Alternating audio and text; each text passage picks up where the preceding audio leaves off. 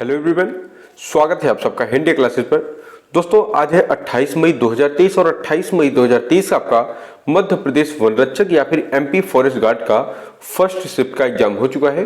तो आइए first shift में आए हुए सभी प्रश्नों का हम लोग एनालिसिस करते हैं, जिसमें आपका static GK, current affair, history, geography, polity, economy और साइंस के, यानी जिसमें फिजिक्स, केमिस्ट्री और बायोलॉजी के प्रश्न लिए गए हैं। तो चलिए हम इन सभी प्रश्नों का जो है सही आंसर जानने का प्रयास करते हैं। देखिए आज के फर्स्ट शिफ्ट में आपके एग्जाम में एक प्रश्न पूछा गया था जो कि एमपी जीके का प्रश्न है। यह आपका एमपी, देखिए आज के एग्जाम में जो है एमपी जीके के लगभग 3 से 4 प्रश्न पूछे गए हैं। हमने उनको निम्नवत रखा है। देखिए पहला प्रश्न पूछा गया था आपसे कि मध्य प्रदेश के हबीबगंज रेलवे स्टेशन का नाम बदलकर क्या रखा गया है। तो देखिए इसका सही आंसर था आपका रानी कमलापति रेलवे स्टेशन।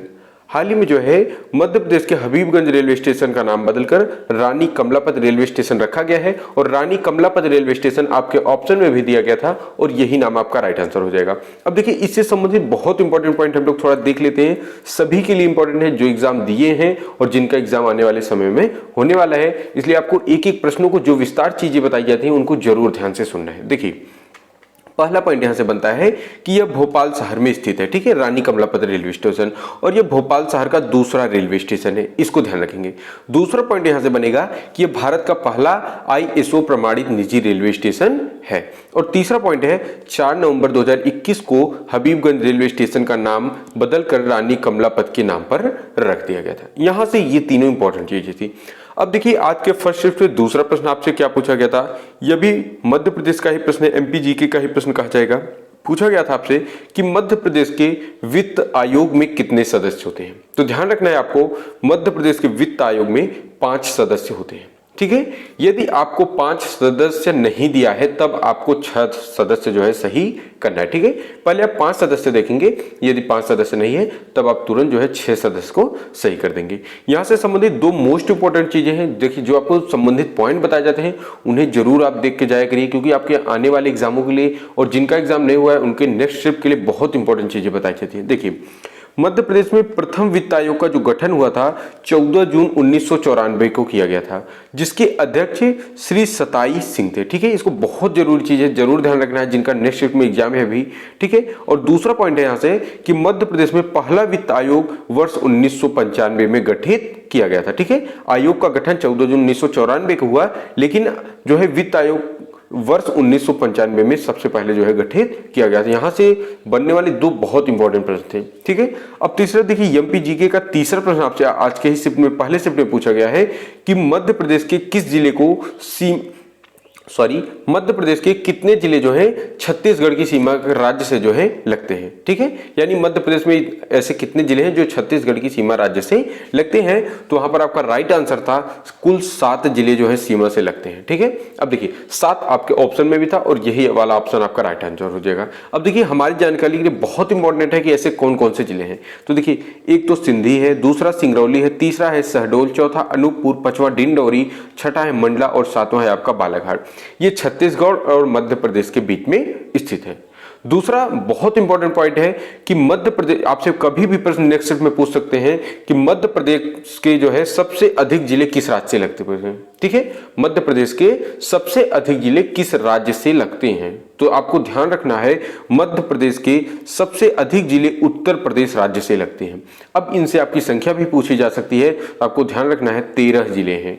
मध्य प्रदेश के 13 ऐसे जिले हैं जो उत्तर प्रदेश राज्य से लगते हैं और सबसे अधिक जिले हैं जो राज्य से लगने वाले हैं, ठीक है, उत्तर प्रदेश राज्य से। बहुत इंपॉर्टेंट चीज यहां पर आपको बताई जा रही है जिनका एग्जाम अभी नेक्स्ट शिफ्ट में नहीं हुआ है। देखिए अगला प्रश्न आपसे पूछा गया था आज के ही शिफ्ट में कि भारत के प्रथम लोकपाल कौन बने। तो आपको ध्यान रखना है कि भारत के प्रथम लोकपाल पिनाकी चंद्र घोष बने थे और पिनाकी चंद्र घोष का नाम आपके ऑप्शन में भी दिया गया था और यही नाम आपका जो है राइट आंसर हो जाएगा, ठीक है। अब देखिए यदि प्रथम लोकपाल पूछे गए हैं तो वर्तमान भी पूछे जा सकते हैं या फिर आपकी जो है जानकारी की दृष्टि से इंपॉर्टेंट है।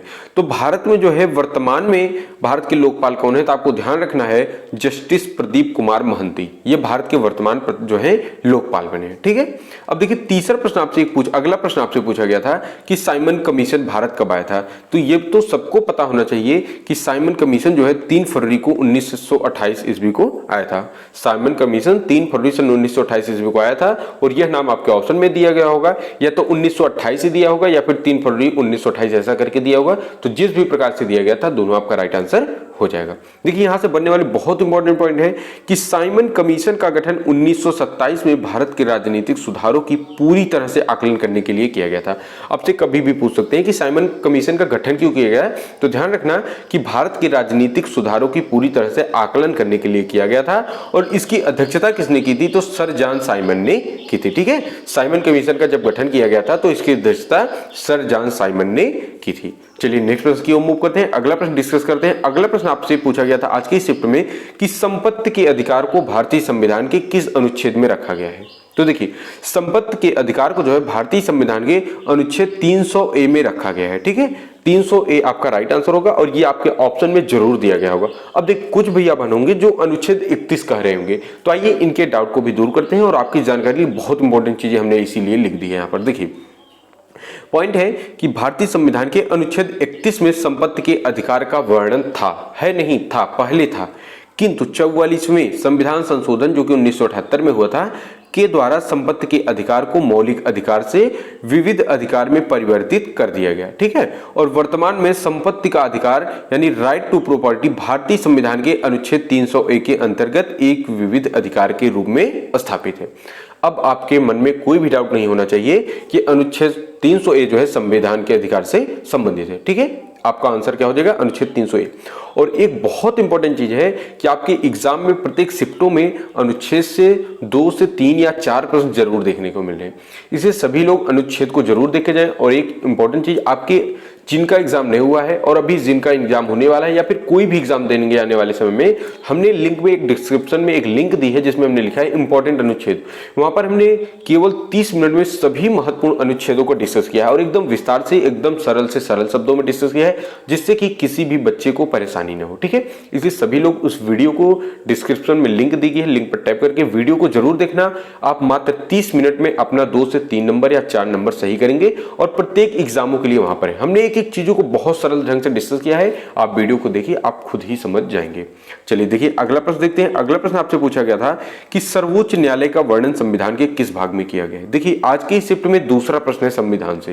देखिए सर्वोच्च न्यायालय का वर्णन जो है संविधान के भाग 5 में अनुच्छेद 124 से लेकर अनुच्छेद 147 तक किया गया। ठीक है, कितने, यदि आपसे भाग पूछा है तो भाग 5 सही हो जाएगा, यदि अनुच्छेद पूछता है तो अनुच्छेद 124 से अनुच्छेद 147, या फिर ऐसे भी दिया होगा आपके ऑप्शन में कि भाग 5 में अनुच्छेद 124 से 147 तक, ऑप्शन राइट हो जाएगा। ठीक है, इसलिए सभी लोग अनुच्छेद की वीडियो एक बार जरूर देखना, हम आप सबसे जो है एक बार उसके लिए रिक्वेस्ट करते हैं जिनका भी एग्जाम नहीं हुआ है और जो कोई और दूसरा भी एग्जाम देना चाहते हैं। दोस्तों आप लोगों से एक और इंपॉर्टेंट चीजें हैं, देखिए हमको जो क्वेश्चन प्राप्त होते हैं वे आप लोगों के ही द्वारा प्राप्त होते हैं। कुछ भैया बहन जो क्वेश्चंस को भेजते हैं एग्जाम देने के बाद, तो हो सकता है कुछ क्वेश्चन ऐसे हैं जो थोड़ा मिस्टेक हो जाते हैं या फिर कुछ क्वेश्चन याद रहते हैं वो भूल जाते हैं, जिसके कारण वे गलत प्रश्नों को बता देते हैं। तो इसके लिए कोई प्रॉब्लम नहीं है, वो प्रश्नों को बताने का प्रयास करते हैं, फिर भी हम गलत प्रश्न को न बताकर आपको राइट प्रश्न बताने का प्रयास करते हैं। जो भी प्रश्न हमको सही लगता है उसको बताने का प्रयास किया जाता है। इसलिए यदि हमारे द्वारा बताया गया कोई भी प्रश्न गलत होता है तो प्लीज आप सबसे रिक्वेस्ट है कि उसके लिए सही प्रश्न को हमें जरूर बताएं, जिससे कि आपको राइट आंसर बताया जा सके।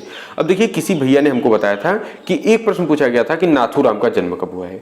तो ध्यान रखना नाथूराम का जन्म हुआ था 1910 ईस्वी को बारामती में, और यदि जिला पूछे तो पूरा जिला, राज्य पूछे तो महाराष्ट्र राज्य में हुआ था। ठीक है, राज्य पूछ रहा है तो महाराष्ट्र, जिला पूछ रहा है तो पुणे, और ये नाथूराम गोडसे की बात हो रही है। ठीक है, और सन पूछ रहा है तो 1910 में बारामती में।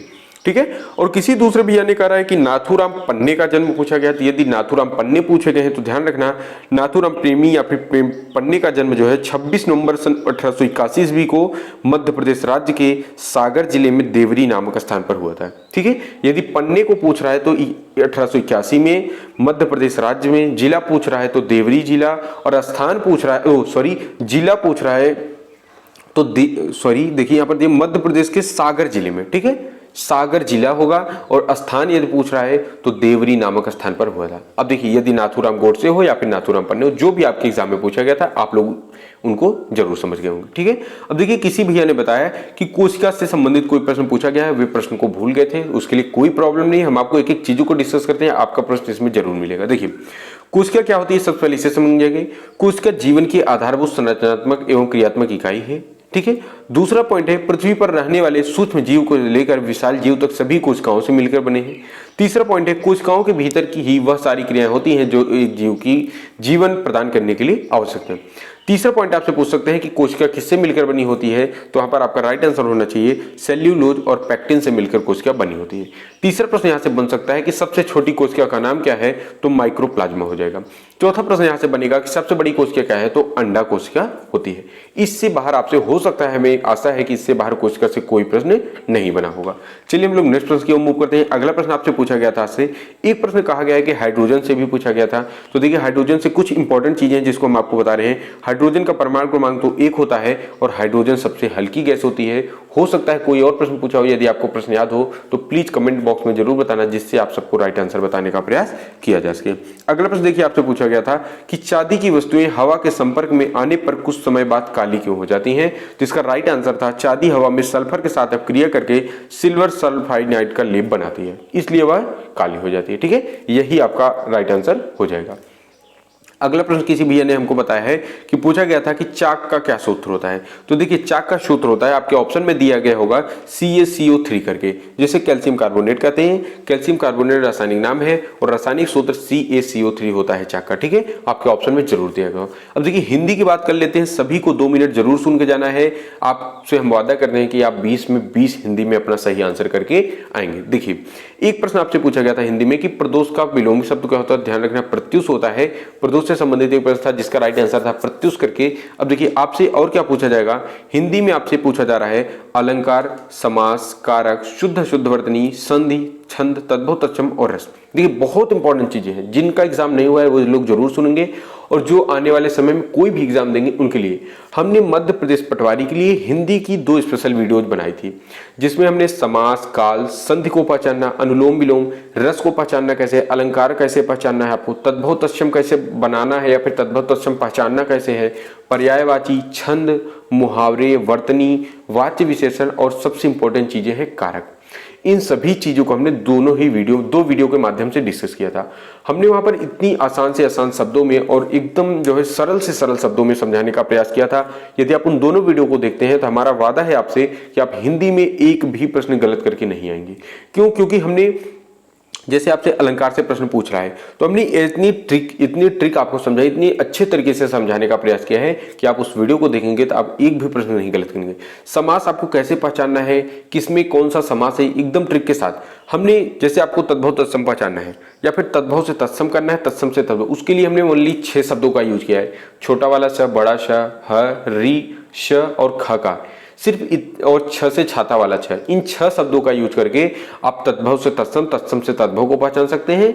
ठीक है, और इसी तरह हमने कारक को भी आपको समझाया है, अनुलोम विलोम हमने समझाया है। आप सबसे रिक्वेस्ट है जिनका एग्जाम नहीं हुआ है सभी लोग, हम लिंक को जो है डिस्क्रिप्शन में दे रहे हैं, भाग 1 भाग 2 करके, दोनों वीडियो को जरूर देखना। वीडियो लगभग 1.5 घंटे की होगी, लेकिन हमारा वादा है कि आप हिंदी में अपना सभी प्रश्न जो है जरूर करके आएंगे।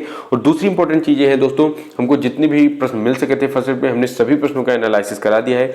जो प्रश्न हमने अभी आपको एनालिसिस नहीं करा पा रहे हैं या फिर जिन प्रश्नों में डाउट है उनको हम आपको अभी लास्ट में सभी शिफ्टों की एक वीडियो बनाते हैं, जिसमें आपको जो है उन प्रश्नों को प्रोवाइड कर दिया जाएगा। जितने भी प्रश्न पूछे गए सभी और एकदम राइट प्रश्नों को आपको बताने का प्रयास वहां पर किया जाएगा। इसी के साथ ये वीडियो वहां पर समाप्त होती हुई मिलते हैं, हम आपको नेक्स्ट वीडियो में मिलेंगे एक नए टॉपिक के साथ। तब तक के लिए जय हिंद, जय भारत।